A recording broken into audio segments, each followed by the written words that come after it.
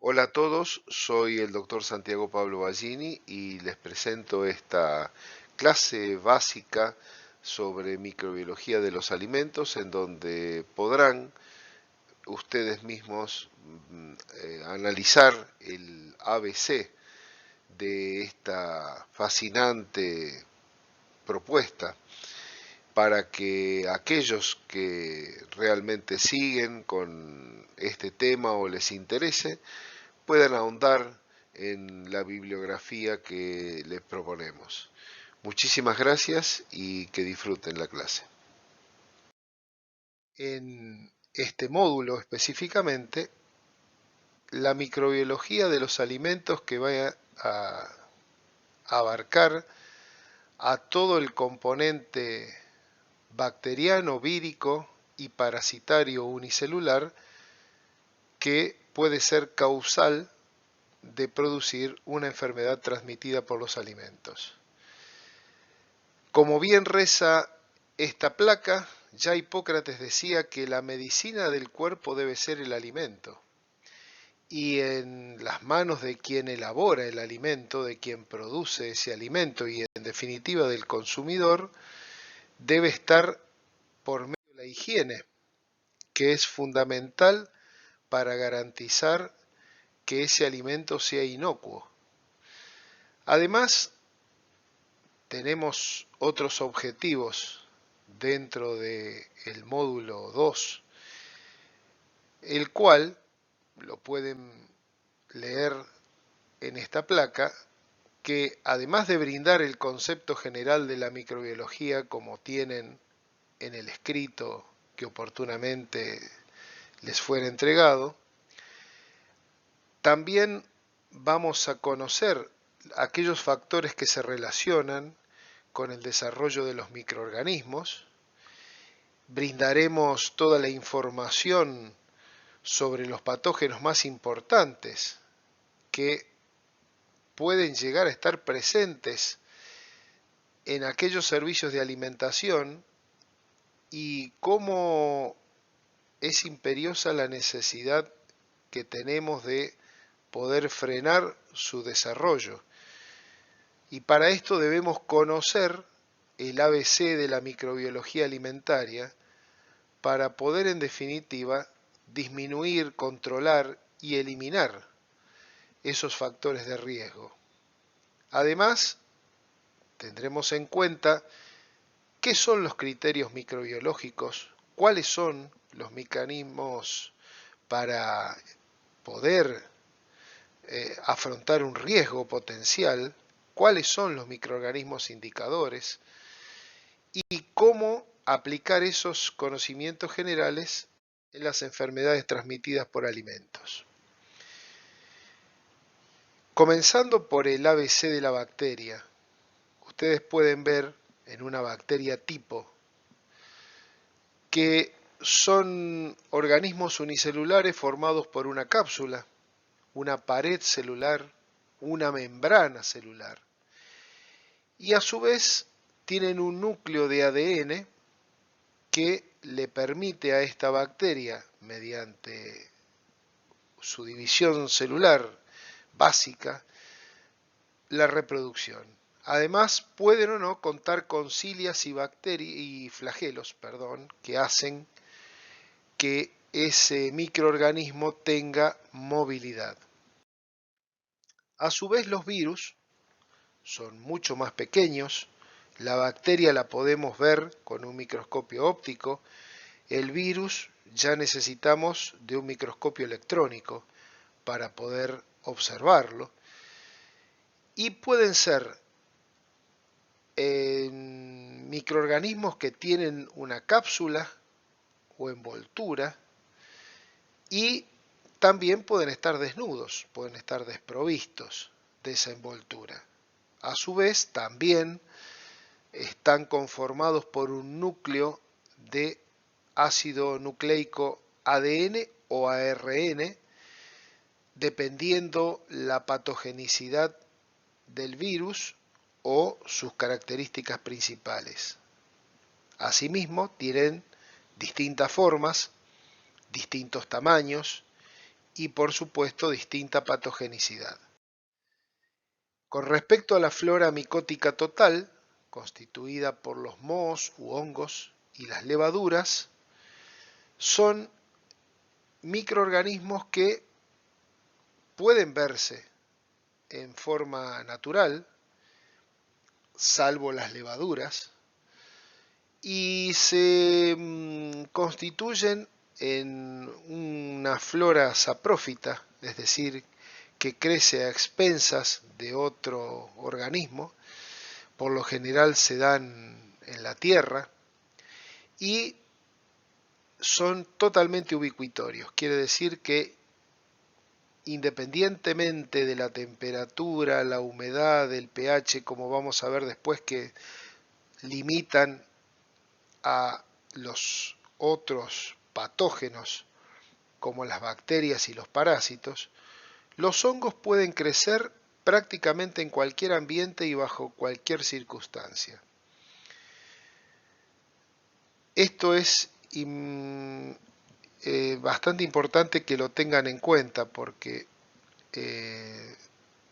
prácticamente donde pensamos que hay una higiene absoluta, allí incluso el hongo puede medrar y puede crecer y reproducirse. Finalmente tenemos los parásitos unicelulares o protozoos que, como en el caso de la ameba que vamos a ver después, están constituidos por un cuerpo unicelular que tiene su núcleo o varios núcleos con cavidades bucales, con poros y vacuolas que permiten su alimentación, la excreción de aquellas sustancias que son tóxicas para el parásito y en definitiva también tienen como la bacteria una reproducción por división simple, pero además pueden tener una célula madre que se gema, es decir, produce yemas que a su vez dan células hijas más pequeñas, como en el caso de la levadura, y la esporulación, que a través de los trofozoitos, como vamos a ver después, originan nuevos parásitos hijos, como en el caso de la toxoplasmosis. Con respecto a la pared bacteriana, nos va a dar, de acuerdo a se tiña o no con los colorantes respectivos, la coloración final que vamos a poder apreciar al microscopio de la bacteria en sí. O sea, si toma el cristal violeta, será gram positiva, cuyo representante más común y clásico es el estafilococo dorado o Staphylococcus aureus. Y si toma por otra parte el color de la safranina, un color tirando al rojo oscuro pardo, será gram negativa, cuyo representante es la Escherichia coli.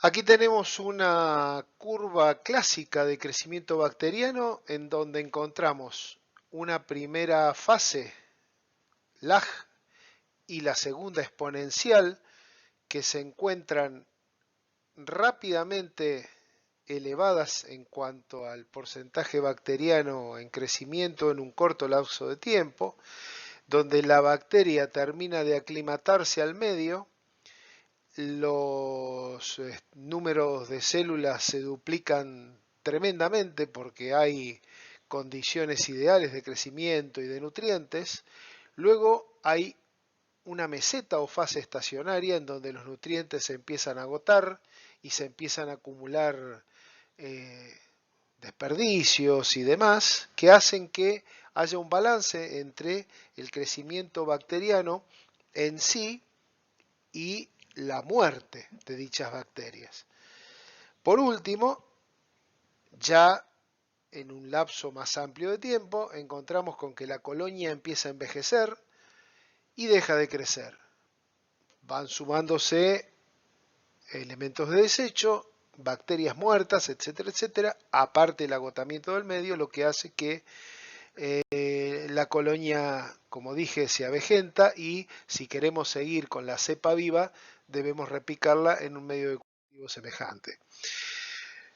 No obstante, tenemos microorganismos que son beneficiosos para la producción de alimentos, como son las levaduras, los hongos, como vemos que desde tiempos históricos el hombre trató, desde la Babilonia antigua, pasando por Egipto, por ejemplo, con la fabricación del vino, de la cerveza, sin saber que usaba levadura para esa fermentación. Pero ese proceso de fabricación de alimentos se basa en microorganismos que son beneficiosos para la alimentación. O sea, no todas las bacterias o los microorganismos son patógenos, ni todos son banales. Hay algunos que son beneficiosos como productores de alimentos, otros son agentes de deterioro de los mismos y pueden convertirse en patógenos de acuerdo a la concentración que tengan en el alimento.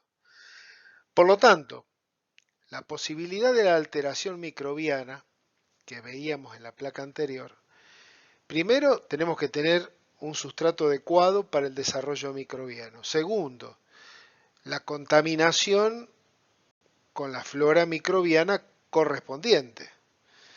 Tercero, tenemos que darle a esa cepa patógena condiciones de vida favorables, ya sea de temperatura,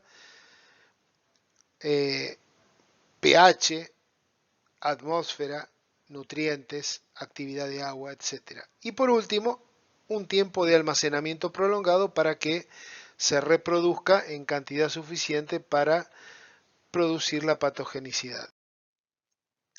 Dentro de los factores intrínsecos a analizar del metabolismo bacteriano, microbiano, tenemos el pH.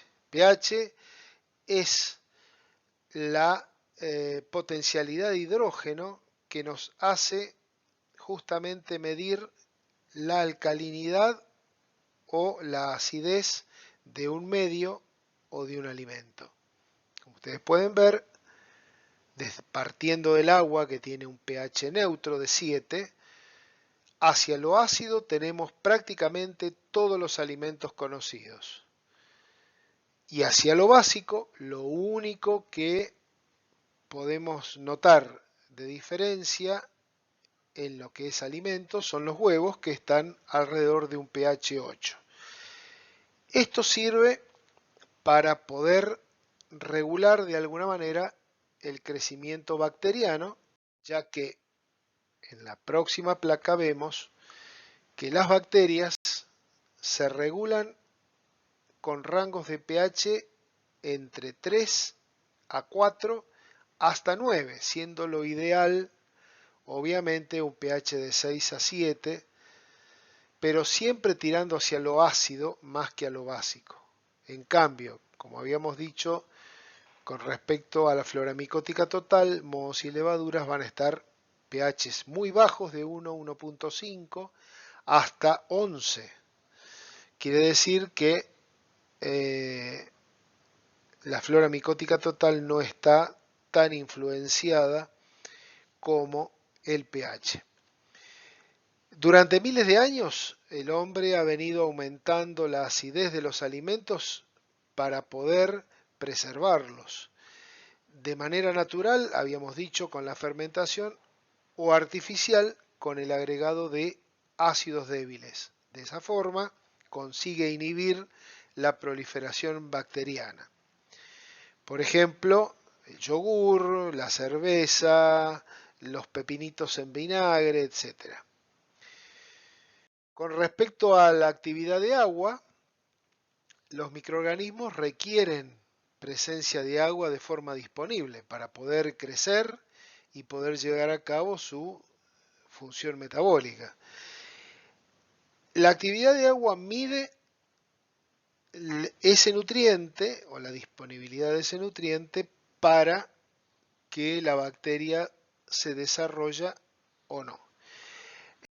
Obviamente, mientras más agua tenga un alimento, más factible está en que se preste a ser deteriorado por estos microorganismos. Como ven, las carnes, los pescados, todo lo que es los víveres frescos, al tener una gran carga de humedad, son más factibles al deterioro en sí que un alimento seco. Por ejemplo, los productos deshidratados, las especies y la fruta seca. Con respecto al potencial de óxido reducción o potencial redox, no está todavía muy clara la significación que tiene dentro de la microbiología, pero sí es importante saber que todos los caracteres organolépticos, por ejemplo, de color, sabor, etcétera, están dados por la presencia del oxígeno. Quiere decir que el oxígeno puede al mismo tiempo alterar, dándole a la bacteria su nutriente, como preservar un alimento. Asimismo, el dióxido de carbono. Esto se mide en milivoltios. Y en esta placa podemos ver, por ejemplo, que las cargas negativas de esos milivoltios las llevan los anaerobios. Quiere decir, los que crecen en ausencia total de oxígeno o con muy pobre presencia de oxígeno.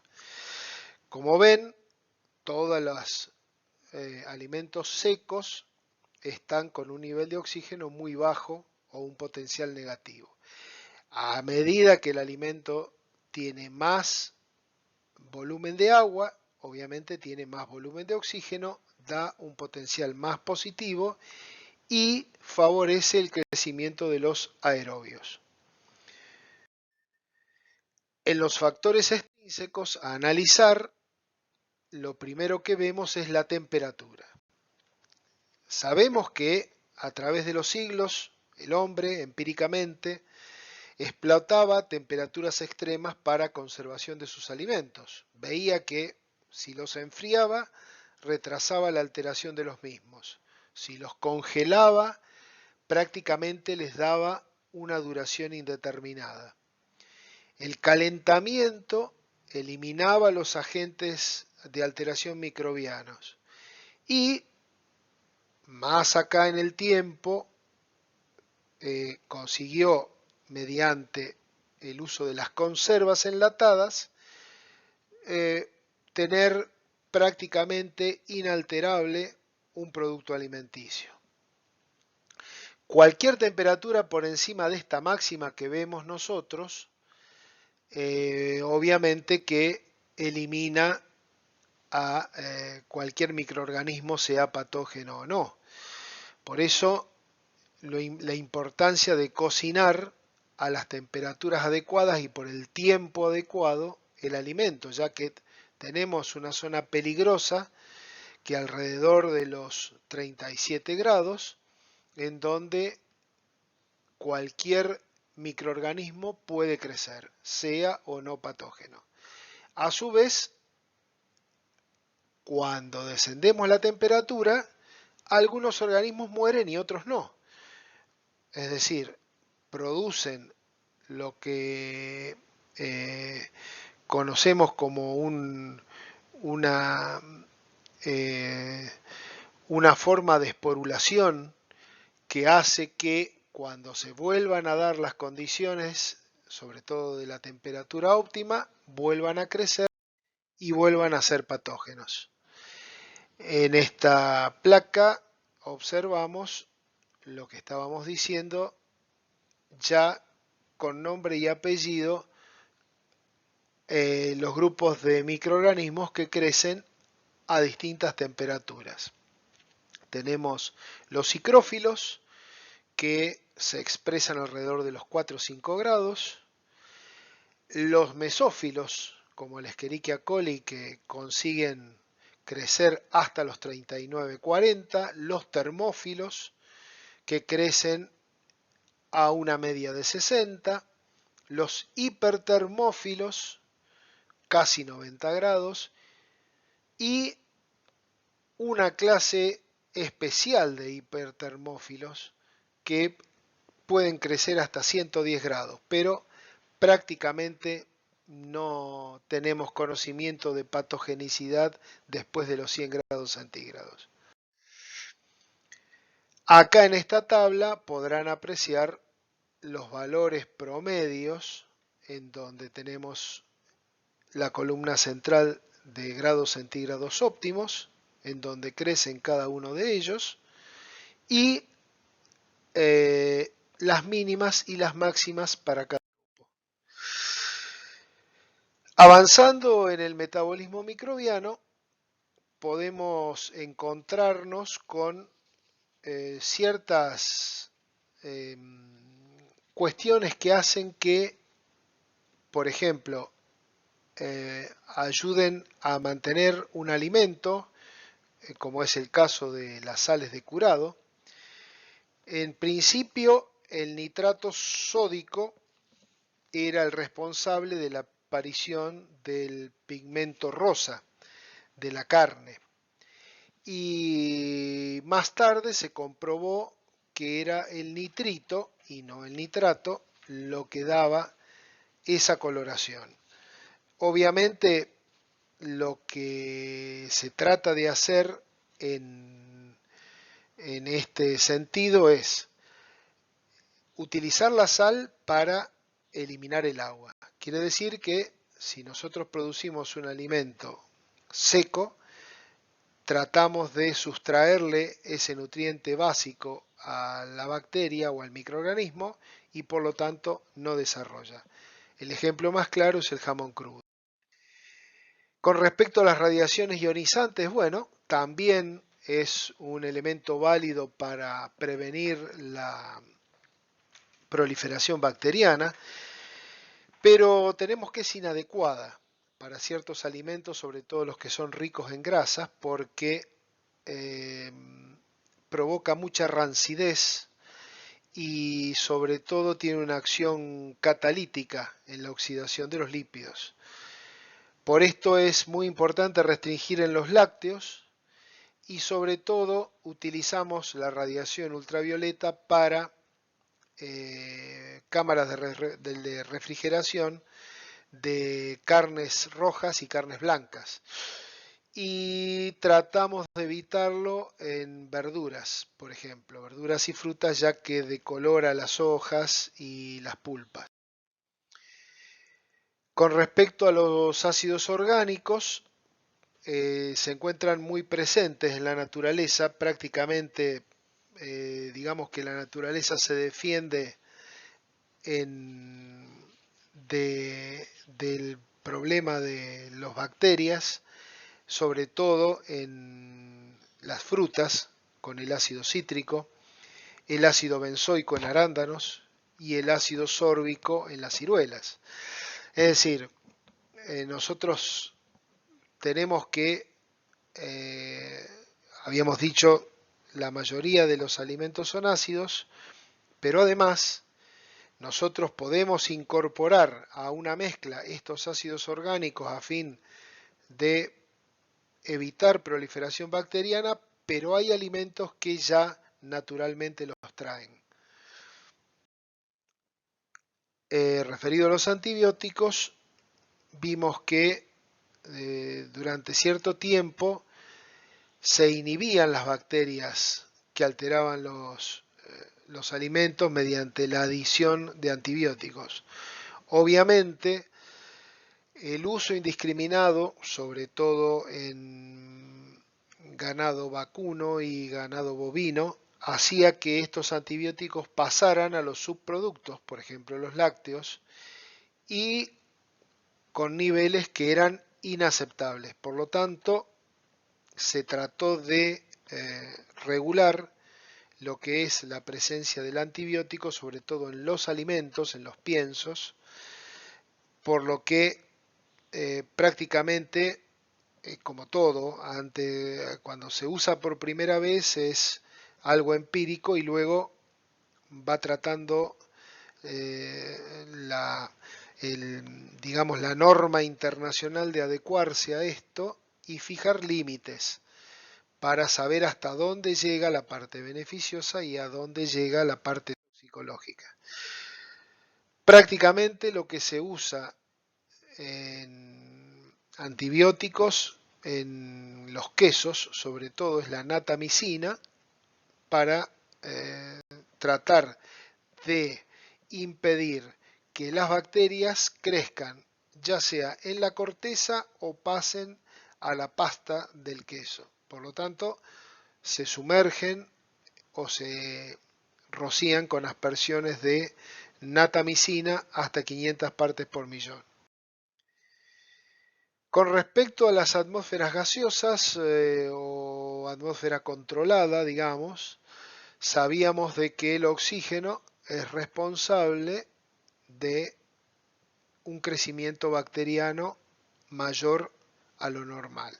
Por lo tanto, nosotros lo que hacemos es producir dióxido de carbono para que en esa atmósfera modificada se retrase o se inhiba el crecimiento de microorganismos.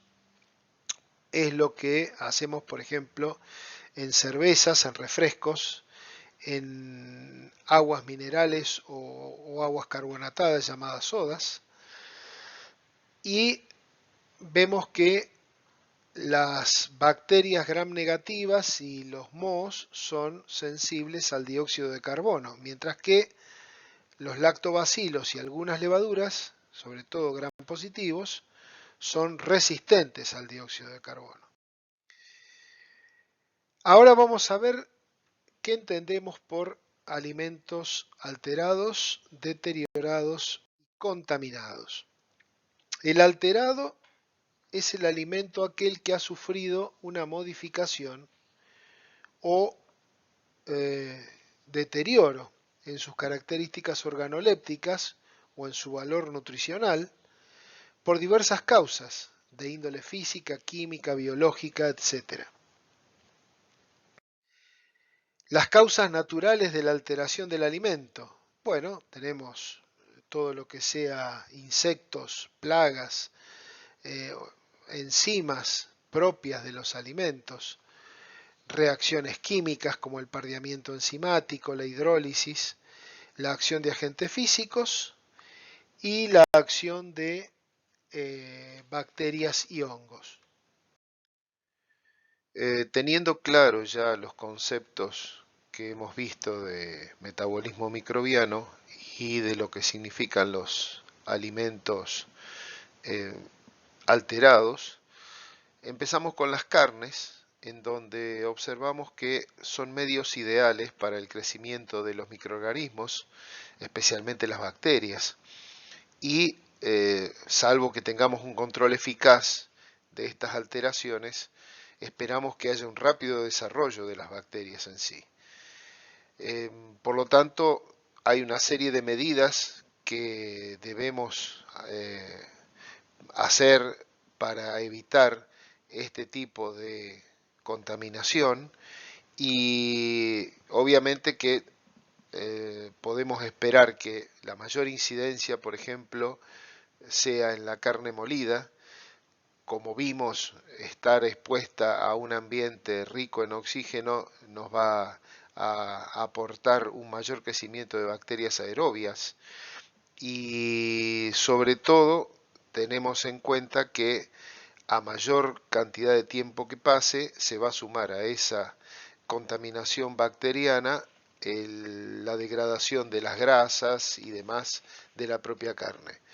Cabe destacar que si bien la mayoría de los estudios se dan en carnes bovinas, en todos los animales de abasto ocurre lo mismo, o sea, es lo mismo esperar esa contaminación bacteriana en pollos, en pescados y en aves.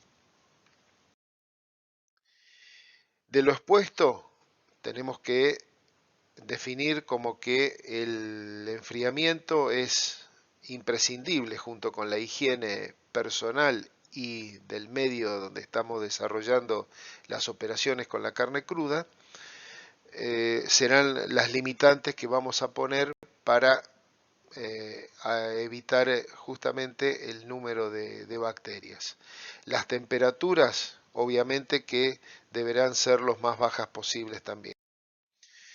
En las carnes curadas tenemos que el deterioro generalmente se va a deber a los micrococos y a los vibrios, pero fundamentalmente a mohos y levaduras, ya que si bien tienen una baja concentración de agua, estos últimos, la flora micótica total, es la característica especial que tiene que actúan independientemente tanto de pH como de actividad de agua.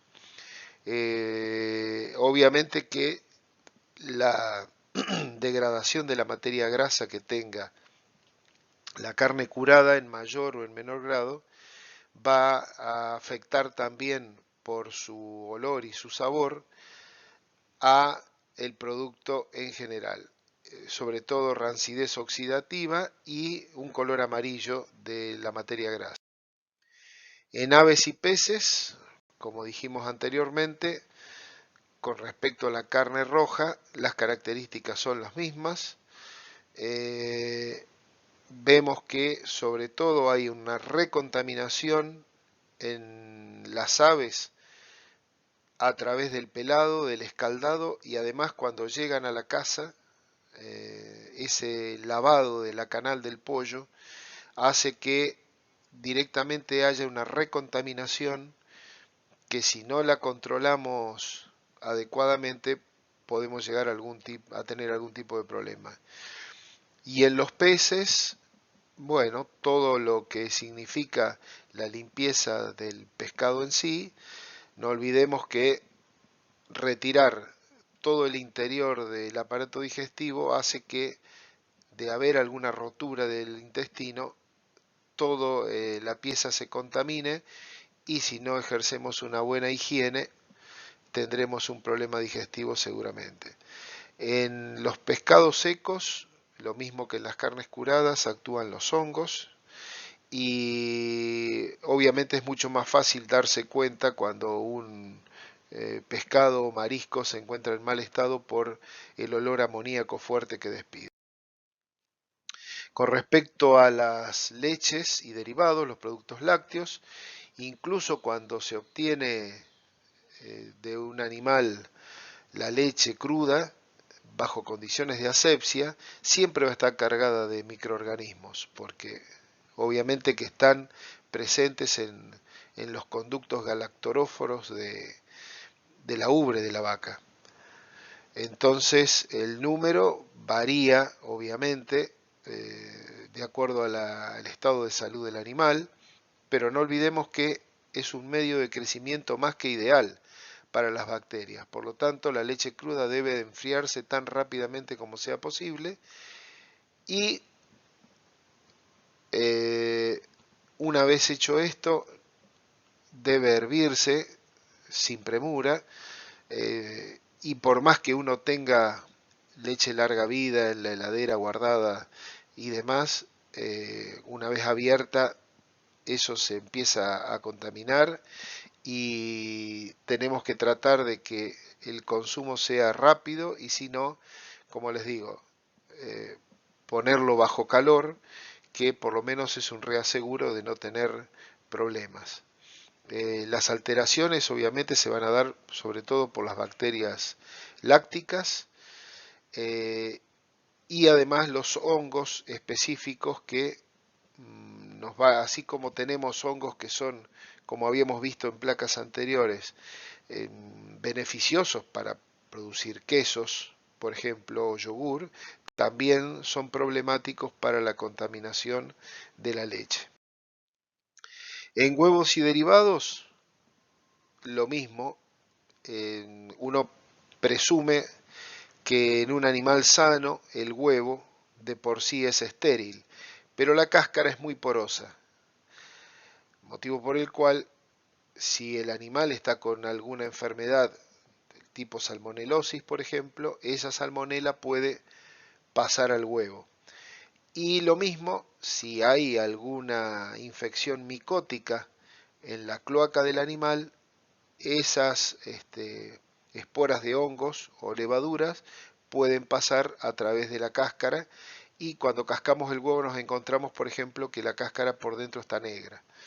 O sea que el huevo crudo debe consumirse con, yo diría, con con cierto temor siempre, ¿no es cierto? O sea, si tenemos mayonesa elaborada, digamos que hay que dejar un poco de lado ya el realizado de la mayonesa casera, porque salvo que uno críe el animal y tenga la seguridad de que está sano, pero en la industrialización que hay hoy de las aves de consumo, muchas veces conlleva con que las medidas de higiene de esa crianza no sean las mejores. Para las verduras y hortalizas, tenemos más o menos que un 20% de las mismas la perdemos a causa de un deterioro microbiano. Tienen un elevado contenido de agua, de actividad de agua. El pH de las mismas favorece el crecimiento de los hongos, y además tenemos que hay cierto tipo de enzimas que actúan una vez que la fruta o la verdura ha sido recolectada, se potencia esa enzima vegetal y empieza a alterar el producto, dando una base como para que después la bacteria o el hongo puedan colonizar y terminen con la alteración de los mismos. Para cereales y legumbres, sabemos que están en la recolección la flora microbiana en un alto número. Hay muchos millones de bacterias y mohos por gramo de alimento, pero tenemos a favor que hay una baja carga en la actividad de agua. Por lo tanto, en el almacenamiento debemos tener cuidado con las condiciones de humedad.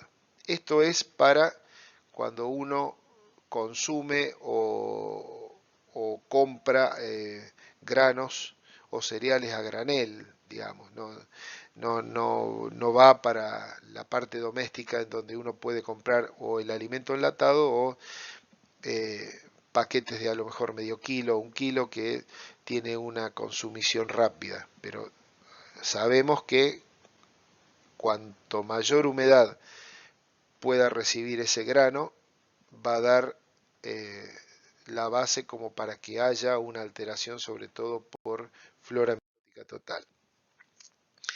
En los alimentos enlatados prácticamente son 100% estériles, salvo que tengamos alguna falla de contaminación en el mismo proceso, o por fuga de la lata en sí, o porque haya problemas con respecto a la temperatura del procesado final, y la bacteria que a lo mejor esté en el interior y no termina de morir, produzca abombamientos o produzca toxinas, como veremos después en el caso del botulismo. En congelados ya vimos que a las temperaturas de congelación que están los productos, que es por lo general a menos de 10 grados centígrados, prácticamente no vamos a tener problemas de alteración ni de contaminación, pero no olvidemos que puede haber esporas de flora micótica total o de bacterias que hacen que, si el alimento es descongelado y se somete a una manipulación que no es higiénica, vamos a tener un peligro potencial en el mismo. Con respecto a los deshidratados, observamos que la desecación es el método más antiguo de conservación de alimentos. Y como por ejemplo el salado, el ahumado y fundamentalmente el desecado total, hace que al eliminar la actividad de agua del alimento, podamos tener la tranquilidad de que al menos destruimos toda la flora bacteriana que puede estar presente. Finalmente vamos a dar una pincelada sobre lo que son los criterios y los riesgos microbiológicos. Como yo les decía, esto lo van a tener como actividad para desarrollar en el escrito que se les va a hacer llegar, o sea que lo vamos a dejar aquí como un concepto que se entiende cuando hablamos de criterio microbiológico. Para alimentos, define la aceptabilidad de un proceso, producto o lote de alimentos, basándose en la ausencia o presencia o en el número de microorganismos, la investigación de las toxinas por unidad de masa, volumen o área. ¿Qué quiere decir? Que buscando en la bibliografía madre, Código Alimentario Argentino, en todo lo que es la normativa internacional, nos va a decir cuánto es dable esperar de un microorganismo en cuestión en un alimento en cuestión.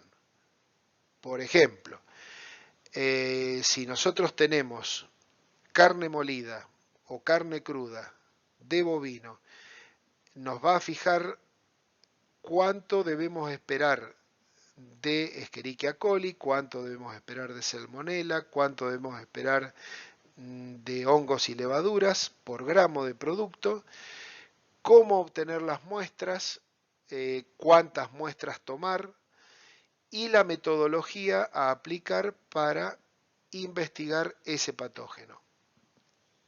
Por lo tanto, los componentes de un criterio son los microorganismos y las razones de preocupación, o sea, si ese microorganismo es letal o no es letal, si tiene gravedad, si no tiene gravedad, los métodos analíticos a emplear para buscarlo, el plan de muestreo. No es lo mismo decir en una producción de 100.000 latas analizo las 100.000, sino saber qué porcentaje de muestra voy a tener, los límites microbiológicos. Si ustedes ven, por ejemplo, en el Código Alimentario Argentino, en conservas, por darles un ejemplo, les dicen hasta tanto es dable esperar, por ejemplo, hasta 2 unidades formadoras de colonia por gramo o ausencia en 25 gramos, etc. La clasificación, por ejemplo, le damos en estas últimas dos placas un ejemplo. Las comidas preparadas sin tratamiento térmico. En el segundo punto, comidas preparadas con tratamiento térmico que incluyan ingredientes no sometidos a ese tratamiento térmico. En el tercer lugar ponemos comidas preparadas con tratamiento térmico que reciban un proceso de manipulación post tratamiento térmico tal como cortado, mezclado, entre otros. Y en el cuarto lugar, comidas preparadas que al final de su elaboración hayan sido sometidas en su conjunto a un proceso térmico. Como ven, son 4 opciones. Ahora, ¿cuáles son las especificaciones microbiológicas para los 3 primeros ítems? Muy bien, aquí tienen lo que yo les decía, por ejemplo. ¿Qué parámetro queremos ver? Por ejemplo, el recuento de Escherichia coli. Nos da la técnica a utilizar, número más probable por gramo. Y los criterios de aceptación. En el criterio de aceptación, obviamente, tenemos la cantidad de muestra a tomar, mínima, máxima, y en la metodología, el método universalmente aceptado para que se aplique la investigación de ese patógeno en particular. Esto es un poco, digamos, ya más específico del laboratorio, pero se los quería mostrar como para que ustedes tengan una idea de cómo valorizar, es decir, qué saber cuando le hablan de riesgo microbiológico, de criterio, a dónde ir a buscar o qué es lo que tiene que uno medianamente manejar como para dar pie a una investigación. En esta última placa vemos un poco resumido, de acuerdo a la situación que uno tenga dentro de un estamento o de una empresa, saber si está en el área de alimentación, cómo se miden los riesgos, cómo se evalúan, cómo se implementan los controles, qué es lo que se decide y cómo se decide. Bueno, esto obviamente es un poco para que tengan una idea general de lo que en definitiva debe manejar, desde un nivel gerencial hasta el último de los operarios. Bueno, así llegamos al final de esta clase práctica de lo que son las bases de la microbiología de los alimentos. Obviamente en un tiempo tan acotado no podemos brindarles en detalle lo que son las técnicas oficiales de investigación de los mismos, pero al menos van a tener una base medianamente aceptable de lo que es el metabolismo bacteriano, la alteración de los alimentos y demás criterios. Les agradecemos en nombre de Estrategia y en el mío propio, y los invitamos a que en adelante puedan seguir nuestros cursos y nuestras capacitaciones. Desde ya, muchísimas gracias y que tengan todos una muy buena jornada.